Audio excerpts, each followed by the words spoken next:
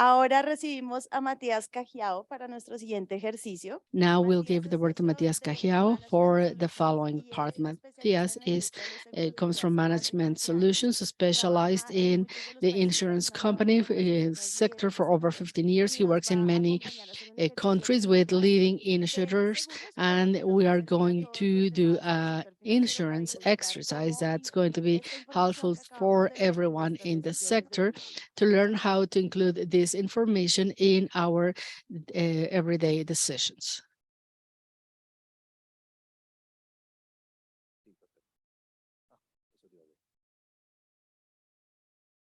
Muy bien. Bueno, buenos días a todos. Gracias, Margarita, por la Good morning. presentación. Thank you very much, Margarita, for your presentation, and thanks to Lacadi for the opportunity to come and share with you with this financial sector and for organizing this event. Thank you very much. I have about an hour and 15 minutes, and I wanted to talk about everything that David and Francisco presented from a more scientific point of view of the impact of climate change and how it's transferred to insurance carrier. But many of our practices can also be used in the financial sector, like banking and asset managers. So what is the impact on our business, assets, and liabilities? RCP, Francisco mentioned, or SSP, or all transition scenarios. How do we transfer it to the impact on my business? This is used for internal management. This is for reporting to regulators and to other authorities. For example, in Europe, regulations are being developed where we have to report impact in different scenarios and the impact of climate change in our business. Like RC in Mexico, in Europe, they are called ORSA, and they want us to include climate risk stress scenarios. So surely the Commission will include this requirement at some point because it appears it will become an international practice. I wanted to begin by talking about some general aspects, like a higher level view of what our colleagues have already mentioned. I think that I'm on the way, but well, let's see. First of all, there are two risk types, as has been mentioned. The physical risk, it has to do with weather events, and there are two kinds of physical risks when we look at the financial impact. First, acute risks that have to do with weather events that will become more frequent, like storms, hailstorms, floods, droughts, heat waves, cold waves that may be more frequent, and that's what we try to estimate to determine the impact. And also chronic risks, such as an increase in temperature, an increase in sea levels, which will affect the insurance and the financial sector as a whole. And transition risks to prevent physical risks, or for physical risks to have as low impact as possible, publicly and privately. There are several initiatives that will help us or will attempt to mitigate the effects of physical risks. But this will transform the economy with effects on different sectors, different businesses,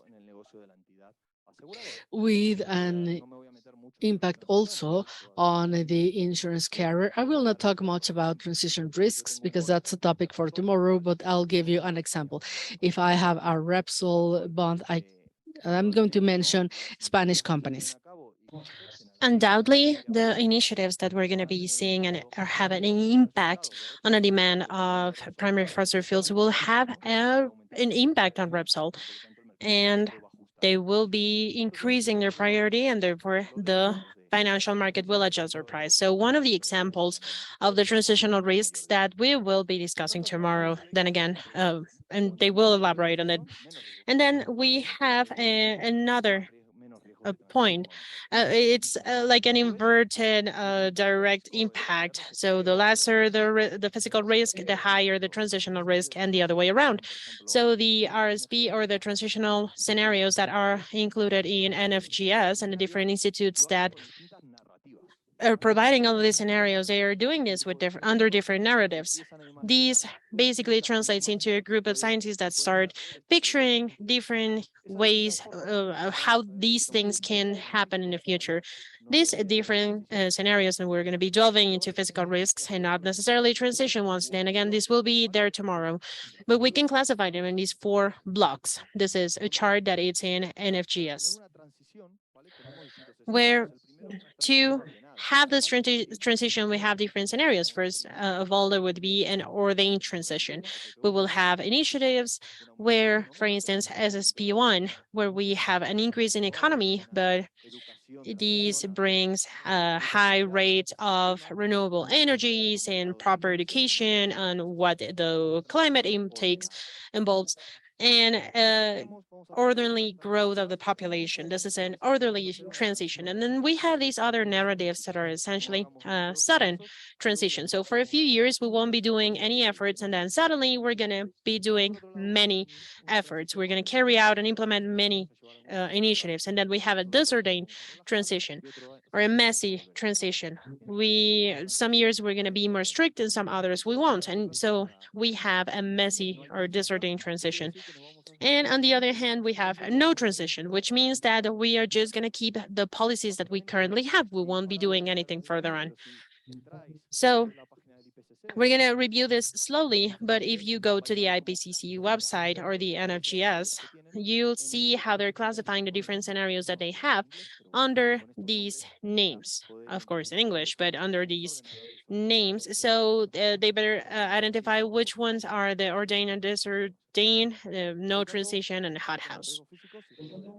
And therefore, we have physical risks and transitional risks.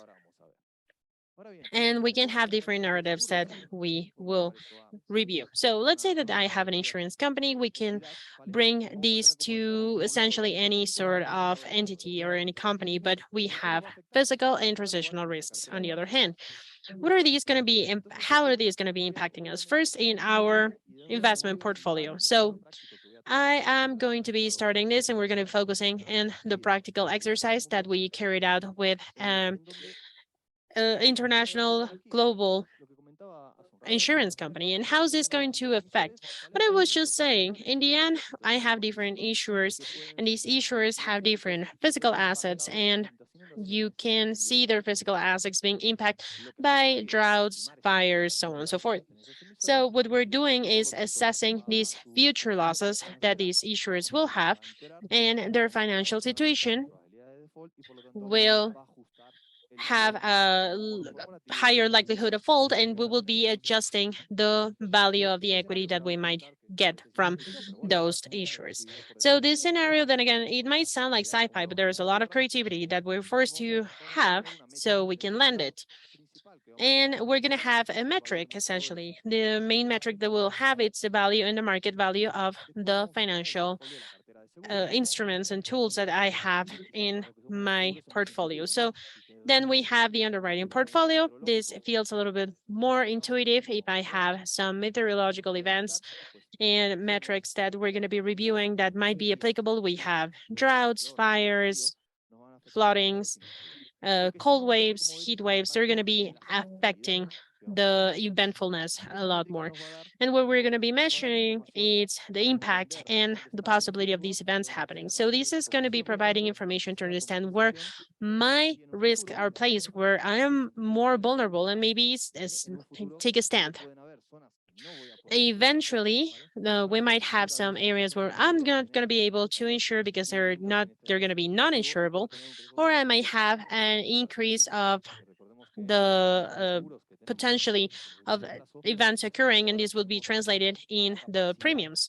We know that insurance companies have the capability of adjusting premiums based on previous risks or some events. So we could adjust this, not all of it, but it's there. And finally, we have real estate, where these physical scenarios will also have an impact with potential losses that we might see due to expenses that I'm going to have for rebuilding based on what was impacted, for physical risks and impacts, or for the losing of assets that I have. And obviously, we have the value impact.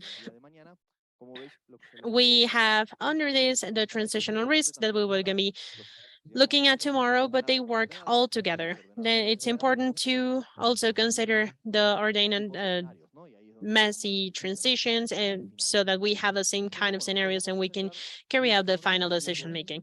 So we're going to be focusing on what the physical risks are. What is the methodology that we use to carry out our calculations? Well, first, we take some scenarios that were not generated by us, but we have some institutions like IPCC or NFGS, where they're going to be landing these sort of scenarios. And GFS, it's going to give us more economy-based scenarios like the evolution of the GDP or the agriculture demand in specific scenarios or years. We can also download directly from NGFS or the use of fossil fuels, primary, secondary, and tertiary industries. So it's more of an economic driven scenarios. And IPCC, I didn't want to do this online, but I have some screenshots that you can check online, and you can check it out on the website. But when we're talking IPCC, we're looking at physical variables and climate variables like rainfall, the temperature increase, and so on and so forth. So we then have to translate this into climate shock. So the first thing I do is to download these scenarios in GFS, and that's fine. I can download it easily. And IPCC requires me a more sophisticated system because we're talking about different scenarios on latitude and longitude scenarios, and with numbers that will allow us to download this every day. It's just too much data for this. I'm just providing some practical examples of how we carry out the scenarios. Now, of course, we need the data of the entity of the company, their asset portfolio. We usually have no issue. We just collect some pieces of information, the information of the real estate, geolocation. It's also essential at this point, knowing where they're located, and the policy portfolio, just so we know we have enough of information on, for instance, the occurrence of floodings or fires, as well as the higher, lesser geographical risks that might be present, so we can have more accuracy when we're doing this. And we also have external information, which is many kinds of external information, like the iPad from NASA, but we don't have a specific geographical location. We can look at power consumption to carry out a difference in the distribution of those potential geographical risks. So after these scenarios, we generate the climate shock, so you can have a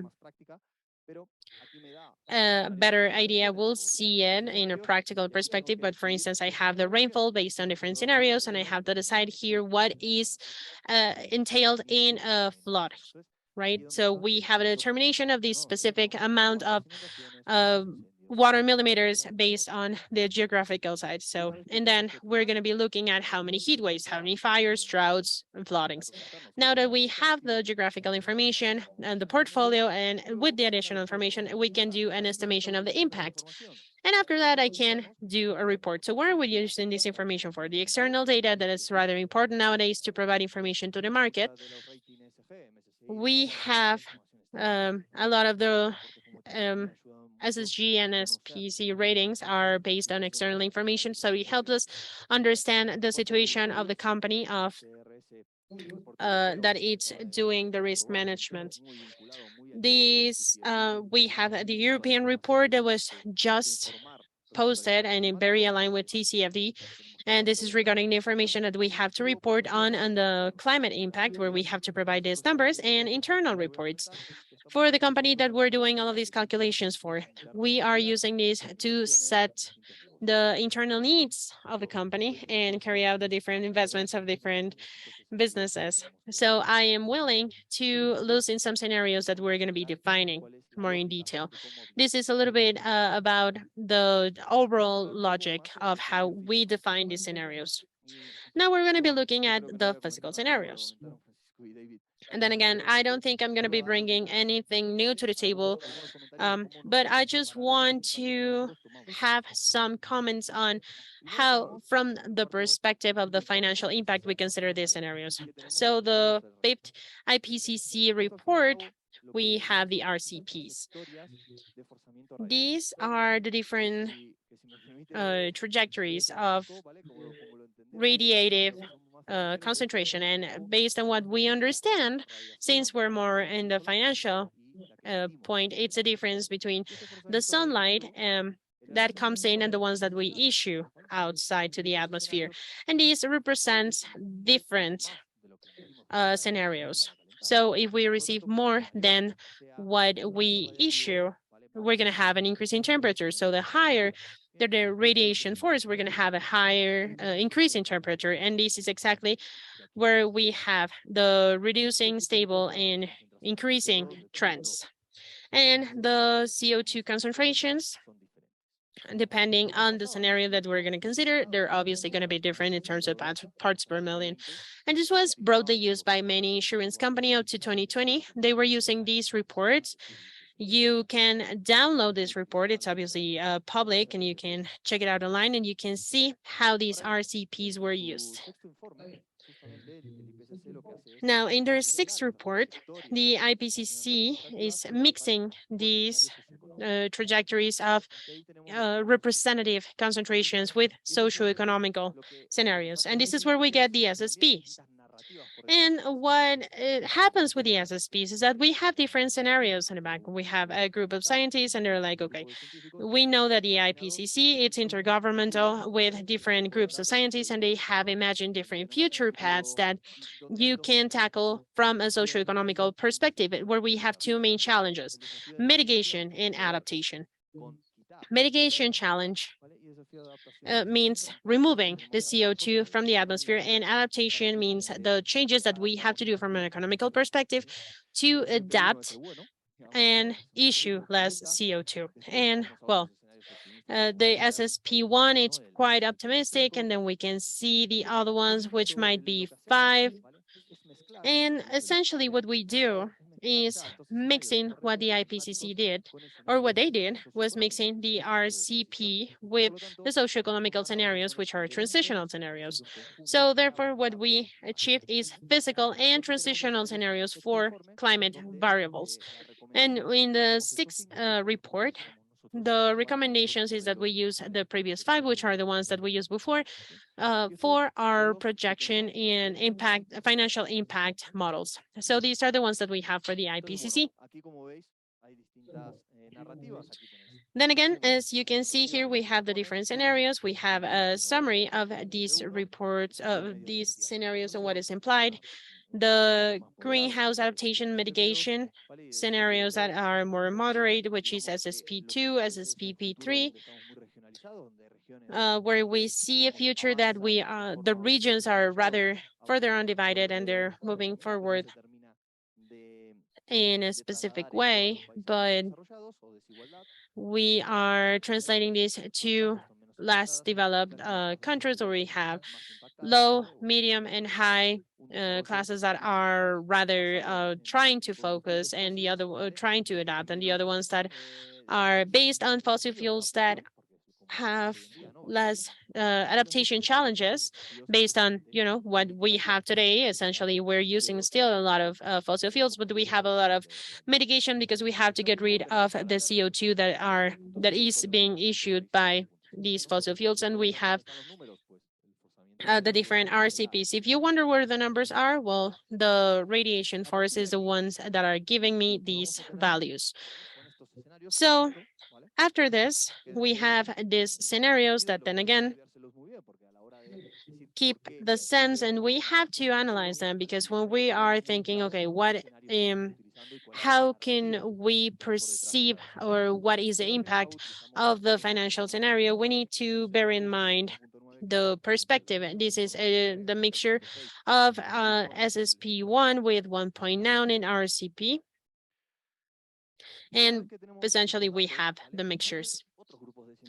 Like we saw before, the SSP1 with 1.9, SSP1 with 2.6. Now we have another set of scenarios, which are the global circulation models. These are climate models that people way smarter than me did. And essentially, they translate this information of CO2 adaptation or mitigation in climate information, like rainfall trends and heat trends. These have different components based on what we're looking for, and the different variables that we're going to be projecting from an atmosphere perspective, like vegetative surface, the Earth surface, the oceanic component, which translates into the stream. So essentially, these are models that are here to project the different climate variables. So now we can see that we have rather important climate variables in the RCCP, but not all of them include all of the climate variables. We're going to have to select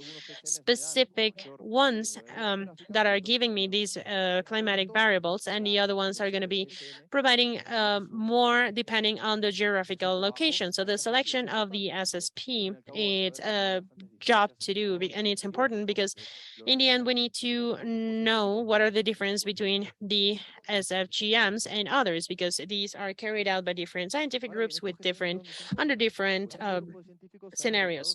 So where are these GCMs located? They are located on different databases. In the end, they're task forces. So just the way that Summit 6 works, this is some of the information that we use, where most of GCMs are and most variables are. It's the CMIP6. And we basically support each other for specific variables where we need a higher level of detail, or we need more precision in other work groups. For instance, everything regarding agricultural variables. What we normally use is the ISIMIP, which have more geographical in detail, or for instance, the fire indicators. We use the fire change indicators because it's providing better detail, at least for Europe. So when we're going in the IPCC, you can see the different databases where you can see the CIMP6, but we can also use other databases. Our recommendation is to base yourselves in CMIP, and then look at the ones that are relevant for you and use the different databases, the additional databases available. This is a photo of what we can see in the picture, where we see the different, and where you can find the different IPCC scenarios. For instance, you can see also the link to just type it on Google and you'll see it the first thing. But the first thing that we have to choose is how we want these data with the frequency, monthly, daily, or fixed, which means no temporal resolution. We tend to choose daily. We're interested in daily data for the insurance industry. And then we have the different narratives, the different scenarios that we saw before, the ones that we would like to analyze. So for instance, in these scenarios, we need to understand the different narratives and see which are the scenarios that I believe to be more likely as an insurance entity, so I can start making decisions. Of course, we would like to see all of them, and we will evaluate all of them and assess the impacts, but we could create as pessimistic or optimistic scenarios. So sometimes we just want to take a look at the best case scenario, the worst case scenario, but sometimes what we normally use is the divergent scenarios and the dilated scenarios, which are the ones that companies in general, insurance companies, consider to carry out decision making, which let's say are the ones in the middle. So We have to select these scenarios in this section. This is now related to the level that we're going to be using to consider the different climatic projections on Earth level. This is what's interesting for us. This is what's relevant for us. And these are all the climatic variables that we can project. These are the list. This is the list. And you just select the different variables that you want to consider. We have rainfall. I believe we have the increased temperature and the pressure at sea level. These are the different variables that we want to select depending on what we're looking at in our model. If we want to do precipitation, if we want to do flooding, so it's going to be fire, and if it's going to be fire, it's going to be temperature that we're going to have. So these are all of the variables that we can choose from the IPCC. And these are the so-called, the famous GCMs. These are not only from China or Europe, but this is where we have the work groups that generated the GCMs. They're not specifically by location, they're generated worldwide, but maybe we'll find one of them that provides more in detail geographic information. So it's just a tab on precipitations. We can see how some GCMs are activated. So what are the GCMs? If I have 10, which one should I choose? Well, nowadays, at least for us and the entities that we work with, it's very hard to see which one's the best. So we tend to use the ones that have enough detail and then use averages of these results. Now I have to select the temporal subset. We have probably mentioned in other lectures, but when we're talking about temporal subset, in the case of the impact, climate impact change calculations, we're going to be looking at scenarios that are close enough to make a decision. So what is usually our subset or our ranges? We normally use 3, 2025, 2030, and 2050. Of course, we have 2,100, but we take that as a reference. These 3 are the main temporal ranges that we use to make any decisions. I'm going to be using temporal range, and these are the regions. So imagine that we have these by, for instance, we have Mexico and the different subsections that we have in terms of latitude and longitude. So this is how we get the information. So as I was mentioning before, in transitional, we're fine. We have no issues in dealing with or manipulating this information or using this information. But when it comes to physical risks, we need to just use a lot of information. Therefore, we use statistical information like Python, which is the one that we normally use. We have developed in Python just to be able to generate and see all of these scenarios a tool.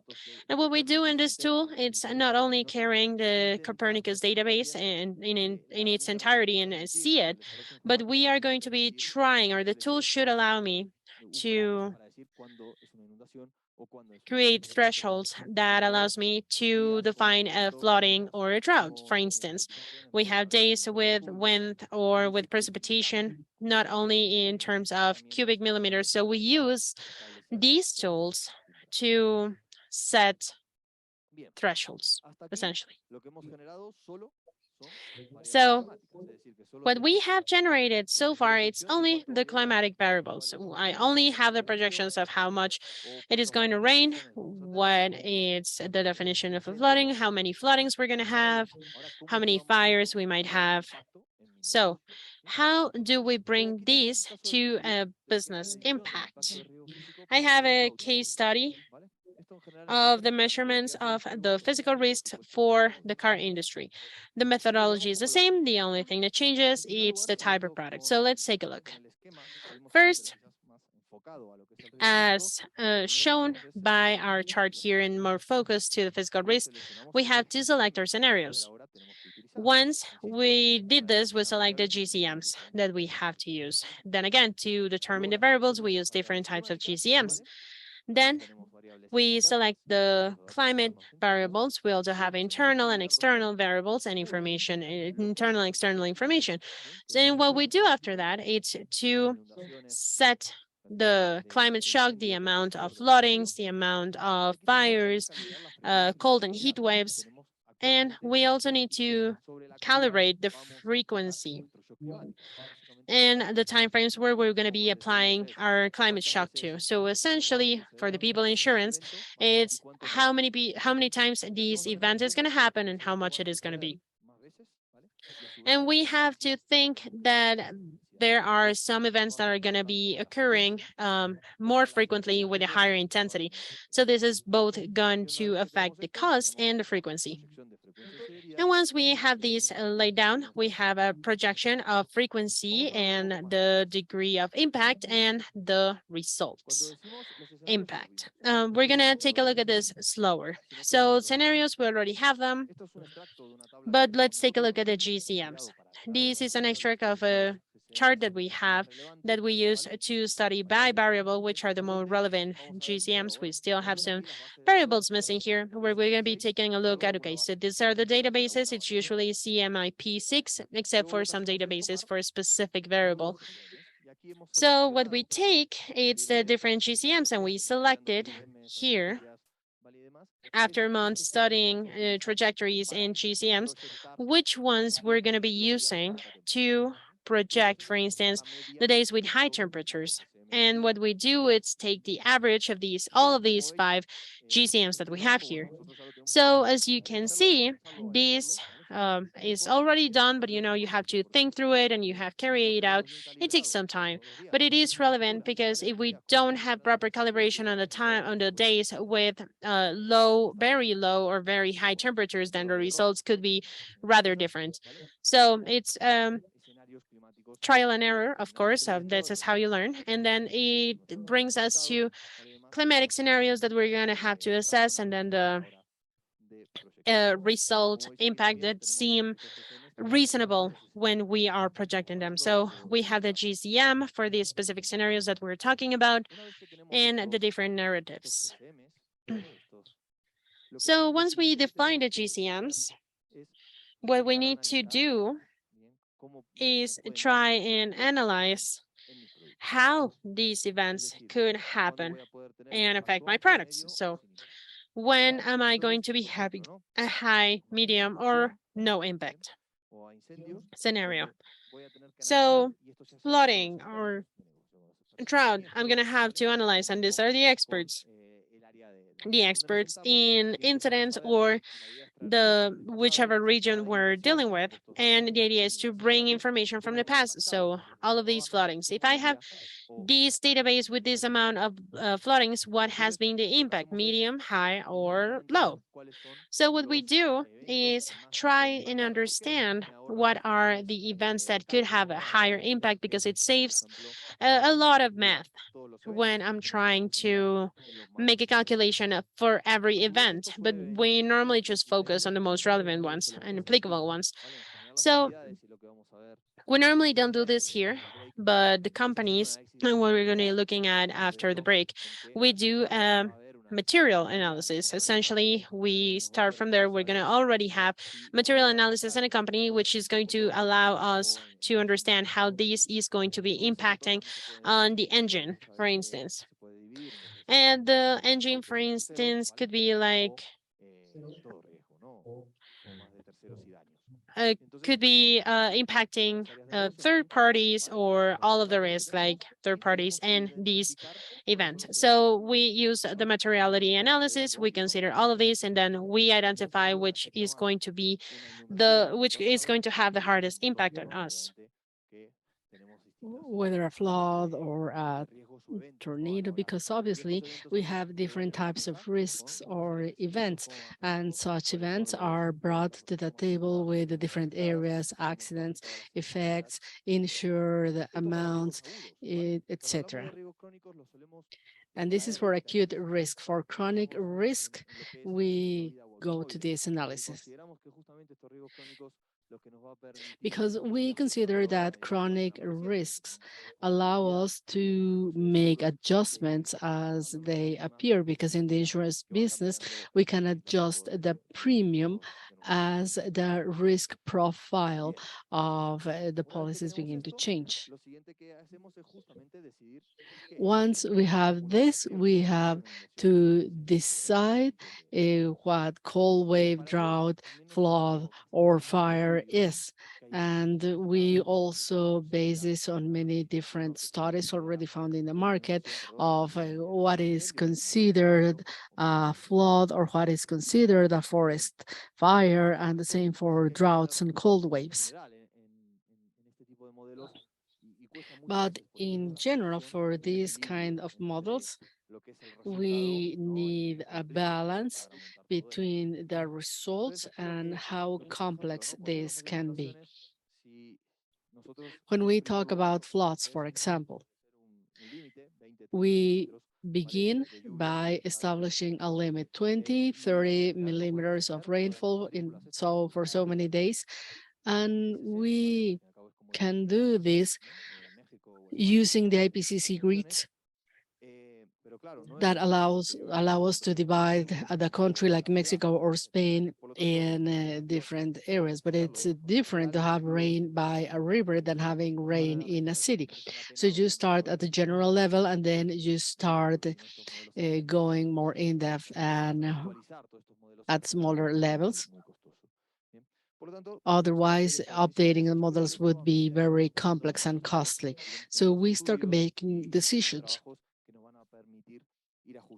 And in time, we'll get more studies and we'll get more information that will allow us to fine tune the impacts and these models. Once we have this, we go to estimating frequency. We downloaded this information from IPCC. We calibrated our products with floods. We estimated how many floods we're going to have, and also for cars, we see that we have a medium impact, but globally floods have a high impact. Then this is translated into impact and an increase in accident rates, and this includes two things. On the one hand, we have to determine how many floods we had in the last 3 years.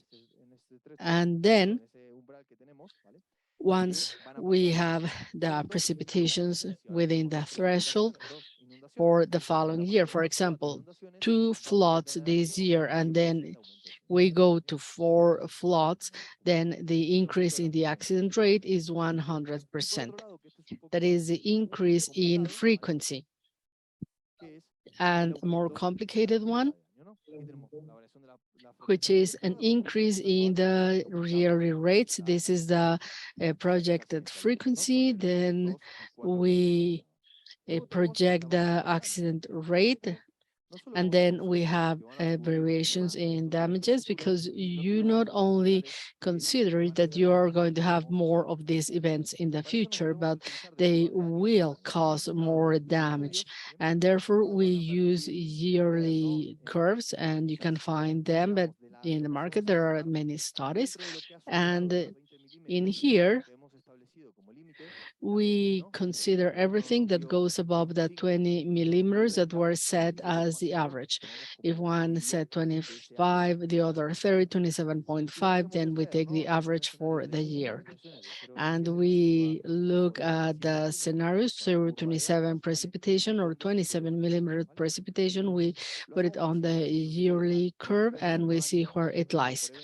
We can do it more simply year by year, event by event for the year on which it is happening, but we simplify this by using 500 millimeters, which is between 15 or 20% in Europe. So we do the calculations and we have the average impact. So we have a variation in frequency and a variation in damage.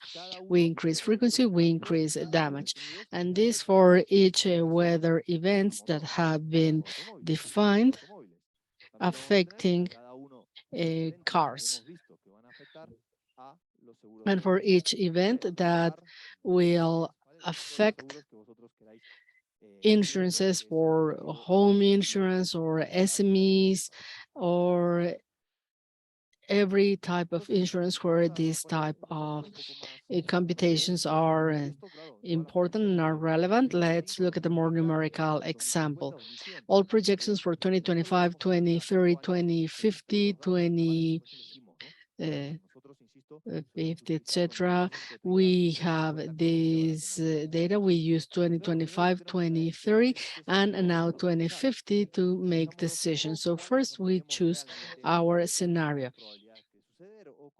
and which are more likely to happen, which scenarios are better for decision making, and then what are the risks at the state. For example, floods and fires have a highly relevant impact, so I'm going to focus on them.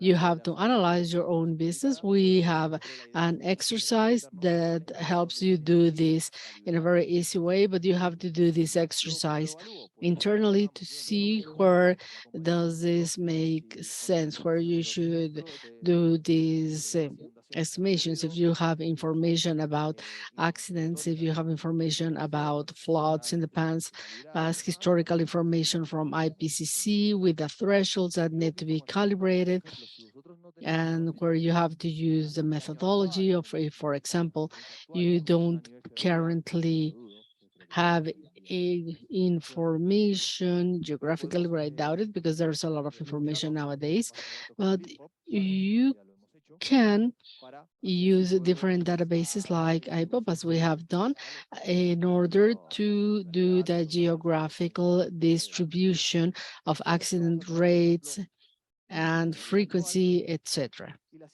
So here we have the current accident rate and future accident rate. That is that you have 5.1474, 6 and 83 here. Here you have the accident rates. There is a threshold of 20 millimeters of precipitation every year. Whenever we download information of rainfalls from IPCC, every time we have a rainfall of over 20 millimeters, then it is this precipitation for us. So here we do all the estimates and we see an increase in accident rates just for floods, but this must be done for all events. Then we have intensity, that is how much will this affect. If every time there's a flood, then this affects the insurance amount and the intensity goes up. Then we come to this table and we multiply the highest frequency with times the highest damage will give me the increase in the accident rate, 15.4, 41.8, 117% for 2050. And from there, I take this result and apply it to the accident rate to determine the losses in my results account. These are real data from an insurance company in this geographical region, and for floods there will be an increase of 174 and so on, giving us a highly pessimistic scenario. And this is what we saw as impact in accident rates. Then we have to estimate the accident rate on the technical results for the entity. So we apply this increase in the accident rate that leads us a climate stress multiplied times the total operational result, which in this case is 184,572 of whatever currency you are using in impact. And you do the same for each risk. It is complex. We've been over 2 years in this project, and because of that, we have the data, but there's a very large team working for calibrating and doing tests and trying to translate this into our results count so that we can either report or make decisions. And we put it by geography. This is Austria, but I have different zones for Austria.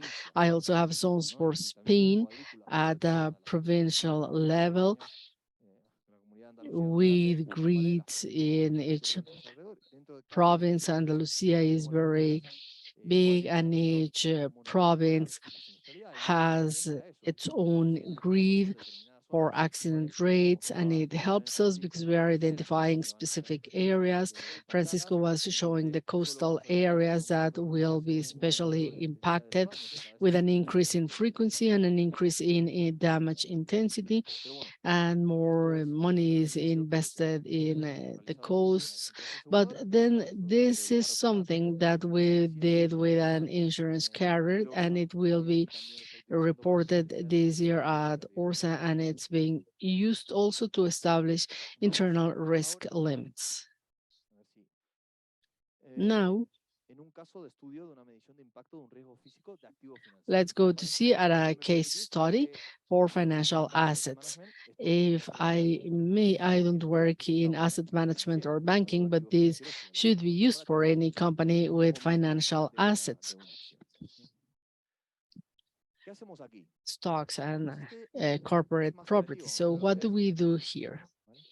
This, believe it or not, is more creative than the prior one. In here, we begin by identifying the different sources of emission. Those emitters, we get the financial records, and in there we find information about their physical assets or productive assets. From that information, sometimes we have geographical information or sectoral information. We could go and see each one of them and compile the information, but you cannot go one by one when you have a large amount of financial assets. So in that case, you use external providers. Many of you know them. Some are traditional providers and some others are novel providers appearing everywhere with climate information, and then you get this information. And for each, you look at their physical assets. And once you have their physical assets, you determine where their property is. You go to the providers may give you the information, or you use your other cases. For example, Nestle has the following productive assets, and with Liptop, we see where they are located in Spain and where they are located in the different geographies, and then we look at the floods, which is the same calibration that we had for the prior physical risk, 4 floods instead of 2. And we are also assuming, using a damage curve, the average damage in percentage. So this is the total damage that can this company suffer due to climate events linked to their physical productive assets. From there, we go to the EBITDA of the company. Using a Merton model, we look at the decrease in EBITDA and we transform it into a likelihood. And if today I have a bond from Nestle that is worth 100, and then we bring it here, then we increase the probability, and then we have to go back to the bond and value the bond, and we see the financial impact. that for our impact due to physical risks of our financial assets. We were very creative for this estimation, but we got information from financial statements and from the market, and applying financial logics, our financial rationale, we look at the impact on our investment portfolio. This information will be refined in the future, and we will have a lot more information and be more accurate, but this is how we're doing it for our quantitative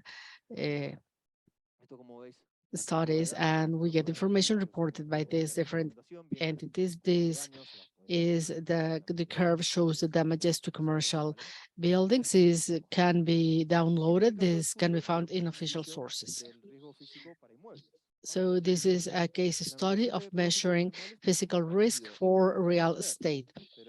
It's very similar to what we just saw, but unlike those cases where we had external information, then I'm going to do the same for my real estate, so I already have this information. So I first begin by looking at the geographical location of my real estate, go to the grid to determine how many floods or wildfires are usually in forest areas. So it's not going to really affect many of our assets, but we go to look different climate events that can affect the value of my real estate, of my property, and the damages, and I determine the losses due to different weather events. This is the location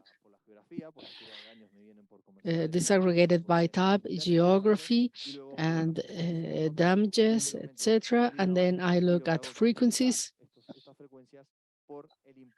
and I multiply the frequency type, the impact and damages. And this is how I calculate the impact I may have on physical risks of my real estate, my fixed assets.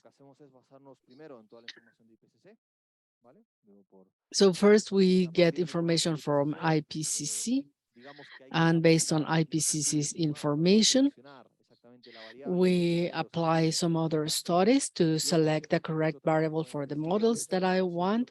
And then there is a lot of work in determining flood, determining precipitation, etc. Francisco was showing a study, and other countries are working on that same issue that will help fine-tune the IPCC information at the local level. And from there, we look at the accident rate, physical assets of others, or my physical assets, to determine the impact on different business variables, like price of my assets. And for my insurance portfolio, I can look at the increase in accident rates, and for real estate, I can look at the value of the real estate. And these are the three large blocks of physical assets that we use to do these estimates, and we use this information for reporting. We use it for good practices and regulatory reports that are becoming more demanding in Europe and will be more demanding in Latin America as well. This is also for reporting to the board of the company. We presented the scenarios, and the board can look at them and look into several areas where it's necessary to do more in-depth studies. With time, we have enough time, or look at, for example, transition, where I may not have to work so much on certain items, but start working with a mix. So this is used for reporting and also for decision making. And multinational companies are regulating it, at least with the carriers where we are working. More local entities are not doing it. They are doing everything based on scenarios we are giving them. They say, for example, for policies, we give us the information and then we can make some preliminary analysis of impact. So it depends on your size and investment and the maturity of the market. In time, all this information will be refined. Regulators will start demanding or giving more information about shocks, etc. In Europe, they have only asked these tests in France and the United Kingdom, and they have not yet issued the shocks, but they have asked the entities to propose how this is going to work and propose future shocks. We believe that by the next year, in Europe, we can work with climate stress, and given our conversations with carriers, we'll already get shocks. They've already presented shocks for pensions, and we believe they can do the same for the insurance industry. I've recovered a little bit of time, so you have questions? Or are you already scared with what I said?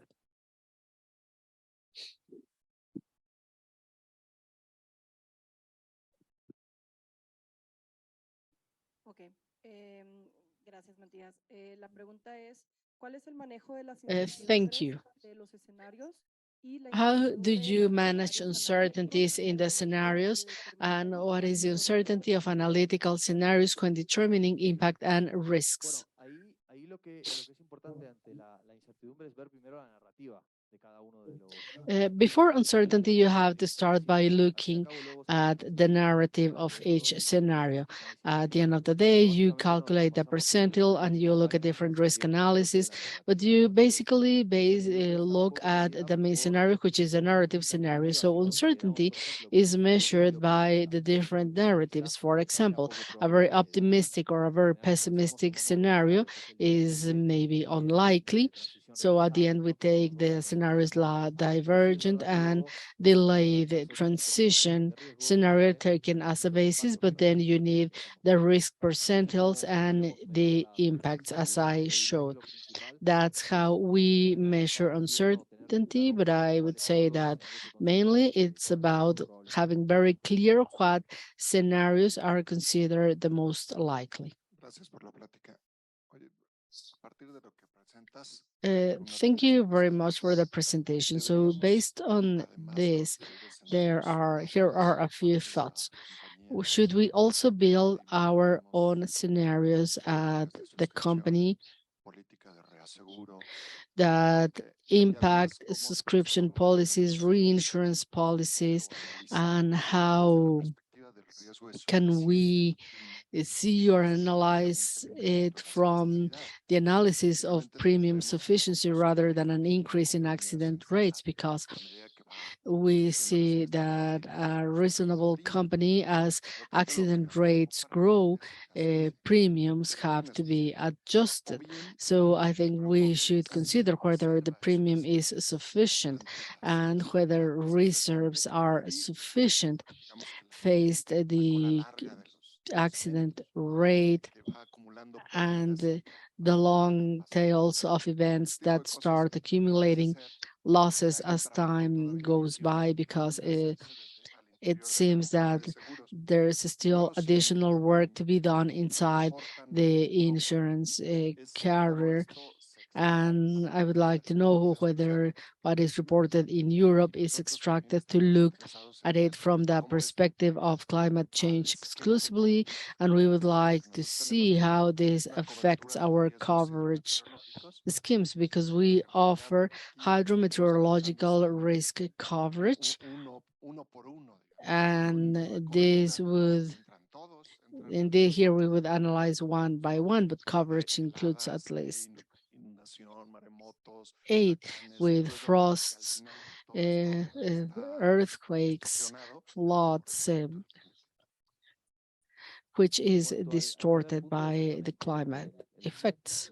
Now, regarding the first point, you are right.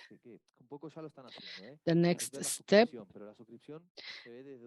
is to look at a subscription, but that it looks from 2 points of view. For example, if when you have an area with a high accident rate that will become uninsurable, and others with high volatility. So we are just identifying it because these scenarios are for 2050. So we are taking little steps like saying we're not going to offer insurance here, but we still have time for managing and for making decisions and to see what will happen. But I know that it's being used to determine where risks that will not be insured or where there is high of volatility. Now, premium.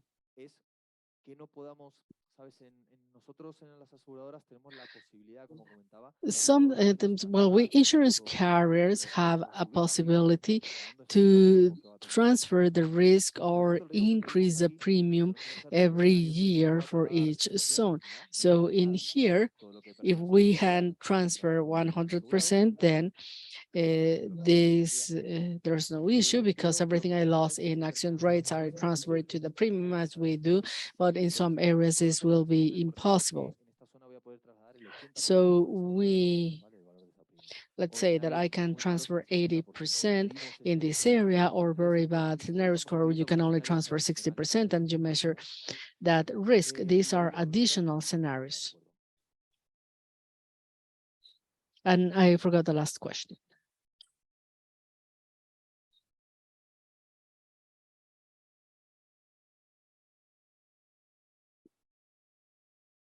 I'm sorry, the microphone is not on.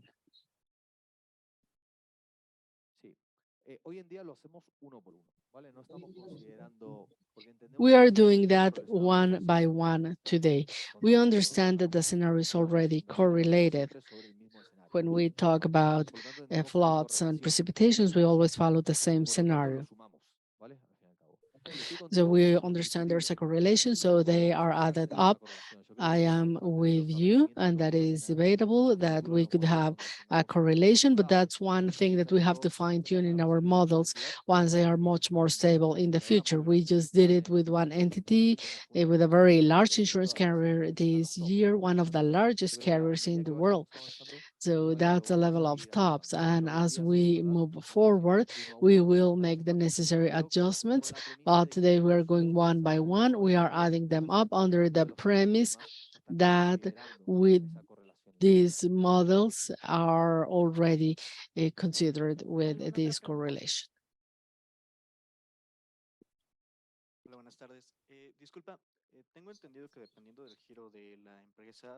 I understand that depending on the company, the impact will be higher or lower depending on their physical risks, even if they're in the same geographical area.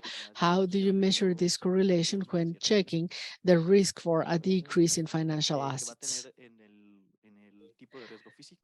Which correlation is the type of physical risk with the sector where, or what the company, the sector where the company is, because it's not the same for an agricultural company than a medical company.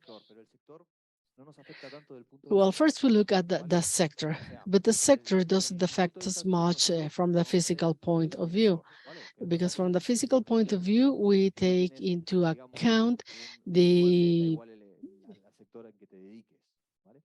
emissions entity. But if you have real estate, it doesn't depend. It doesn't matter your sector. This affects more when it when you talk about transferring, because there are going to be very many different economic changes. If you work in transportation, changes will be different from a company in renewable energies.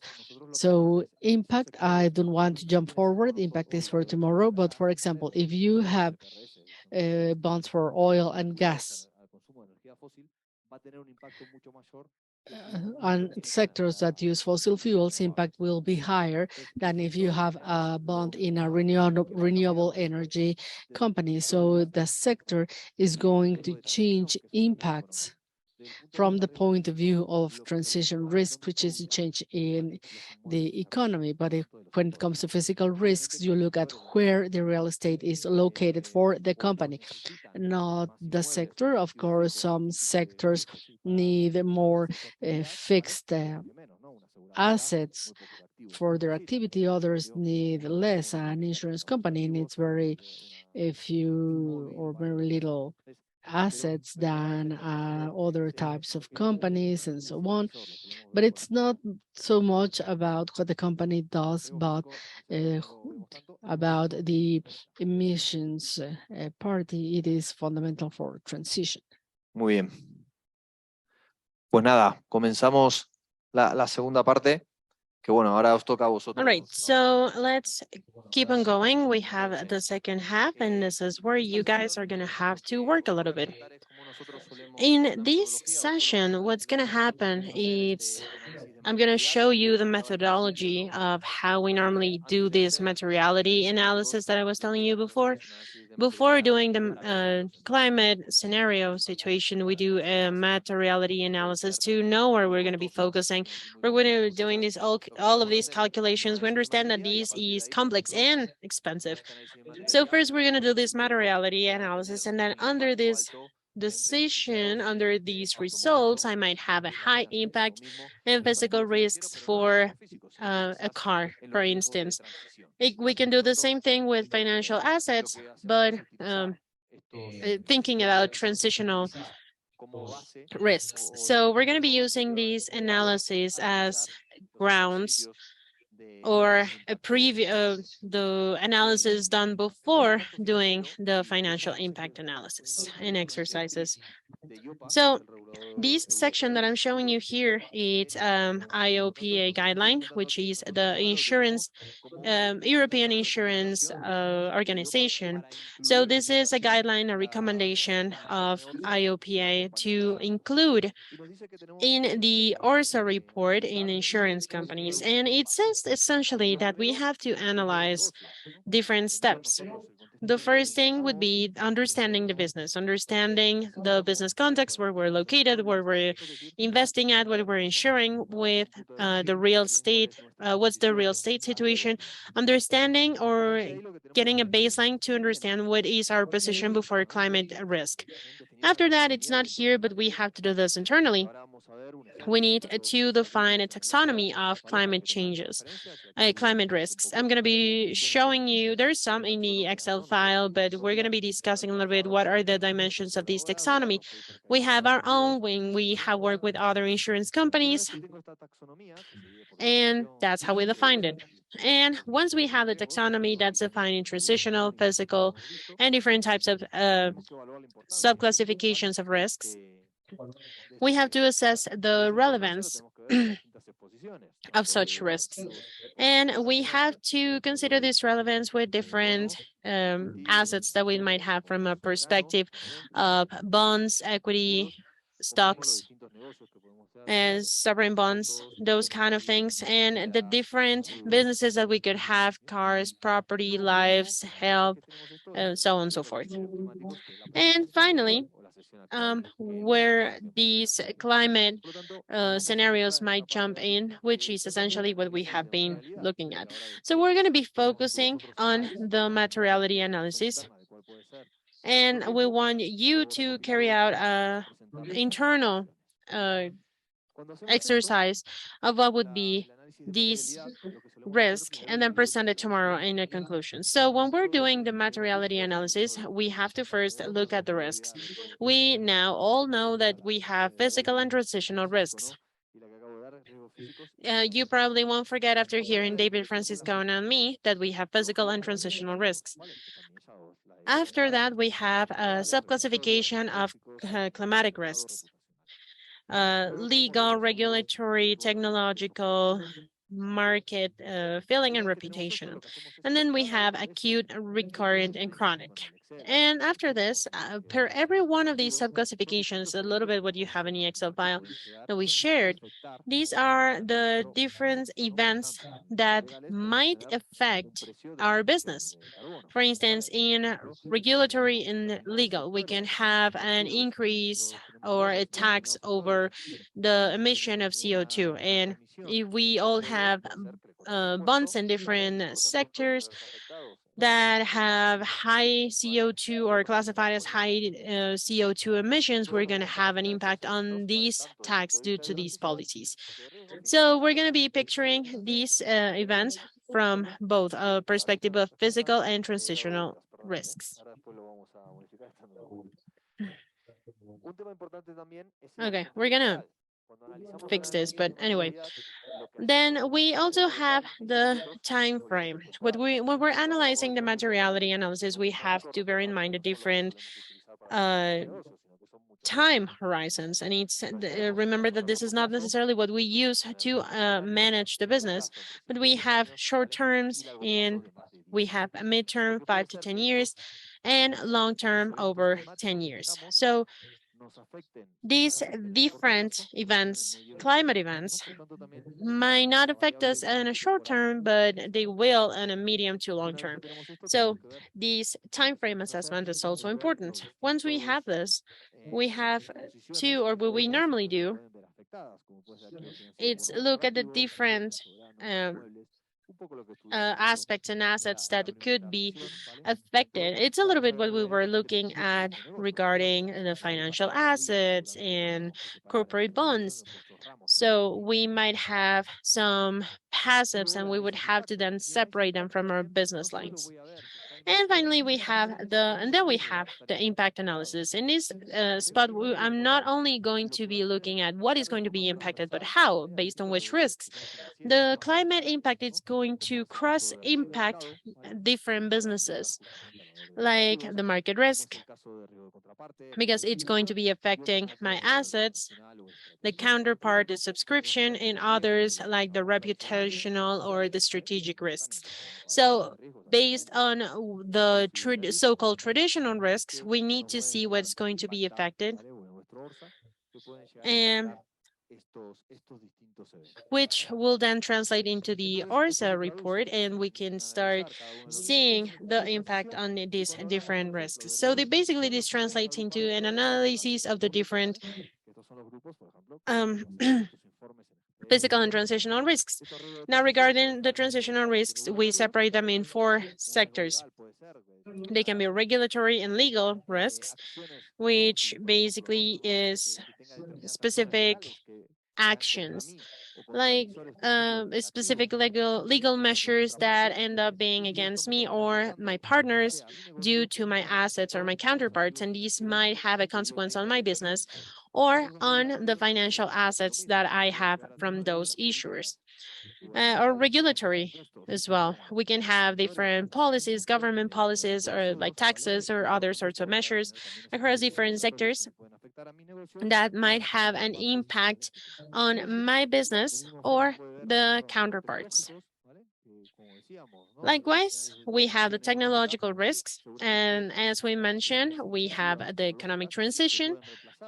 There might be some avant-garde technologies that could get to replace or transform specific sectors in the market and might impact my business as well. For instance, if we think about cars that use fossil fuels and versus the ones that use renewable energies, you might have an impact in the business in my subscription or the business directly. Then the market feeling, it's essentially the consumers not looking at me as a committed company to fight climate change, and therefore I could have an impact on my reputation or my business. And then talking about reputational risk, some actions that I do or don't that might have in might have an impact in my reputation as a company and might impact my financial, all the financial aspects. And these are large groups that are easy to understand, but it is important to basically set different events for each of them. So for instance, we have these, the legal and regulatory. Essentially, we're going to be looking at different events. You have this in the Excel file that we shared. We have the description of such events, and then we have the different exposures that we have made easier. The equity assets,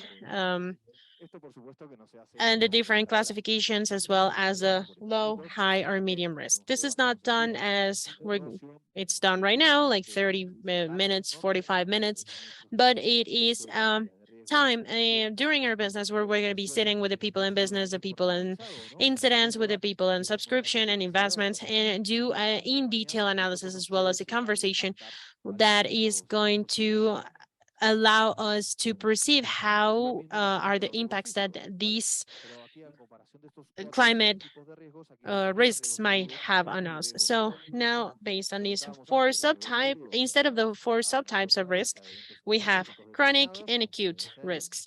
The acute ones are linked to the frequency of some specific climate events, like floodings, fires, and the other one, the chronic ones, are more sustained ones, like the sea level or the temperature ones, that will then have as a consequence particular impacts. Likewise, we do the same.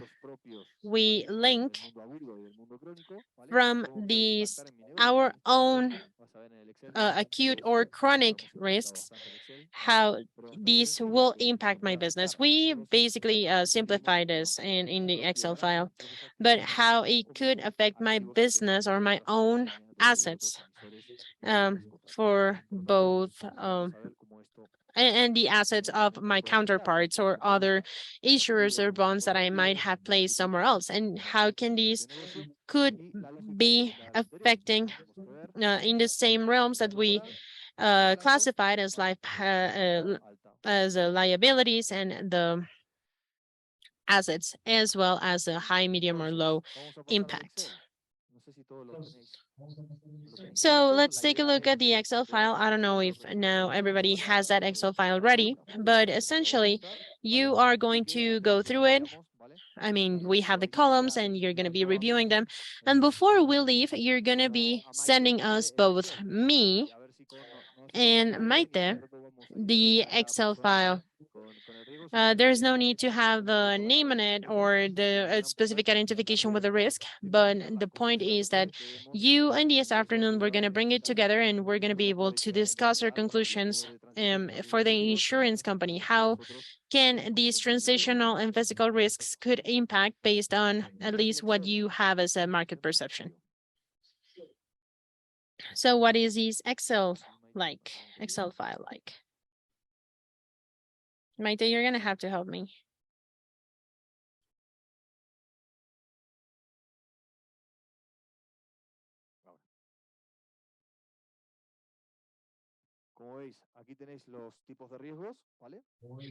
So as you can see, we have the type of risks. We have the transitional risks, and right there, it's the physical risks. We have the legal, technology, regulatory risks, and well, it's, if you have any questions, I have it right here in Spanish. And acute and chronic risks, we have specific events and a short detail of these events. And the important part here is to see the menu and then see if maybe it's applicable or not. If an insurance company is going to have it, it's going to be high, medium, or low. I am asking you to do it like this so that it's easier to just bring the same format in. You have short term, remember it's less than 5 years, 5 years, medium, 5 to 10 years, and over 10 years, that would be long term.